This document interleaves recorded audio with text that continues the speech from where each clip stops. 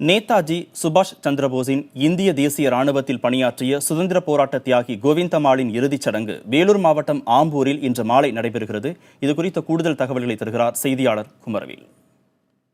1929 இந்தியாவில் பிறந்த தியாகி கோவிந்தம்மாள் மலேசியாவில் நேதாஜி சுபாஷ் சந்திரபோஸ் பேசிய பேச்சால் ஈர்க்கப்பட்டு அன்று தன்னிடம் இருந்த 6 பவுன் தங்க நகைகள், 1 ஏக்கர் நிலத்தை இந்திய தேசிய இராணுவத்திற்காக ஒப்படைத்து தன்னையும் 1943 ஜான்சி ராணியை 100 பெண்கள் கொண்ட படையில் தன்னை ஒருவராக இணைத்துக் கொண்டு அன்று முதல் தன் தாய்நாட்டின் விடுதலைக்காக ஆயுதமேன்றி போராடி வந்துள்ளார். இந்திய விடுதலை அடைந்த பிறகு 1949 தனது கணவருடன் தனது சொந்த ஊரான ஆம்பூருக்கு வந்து தங்கியுள்ள கோவிந்தம்மாள் 1960 ஏற்பட்ட எதிர்பாராத விதமாக ஏற்பட்ட ஒரு விபத்தில் தனது கணவர் இறந்த பிறகு பள்ளி ஒன்றில் சத்துணவு அமைப்பாளராக பணியாற்றி வந்தார். வயது முதிர்ச்சி காரணமாக எந்த செயலும் செய்ய முடியாத சூழ்நிலையில் அரசு இவருக்கு வழங்கிய ஓய்வூதியத்தை மட்டுமே நம்பி யாரையும் நம்பாமல் தனியாக வாழ்ந்து வந்துள்ளார்.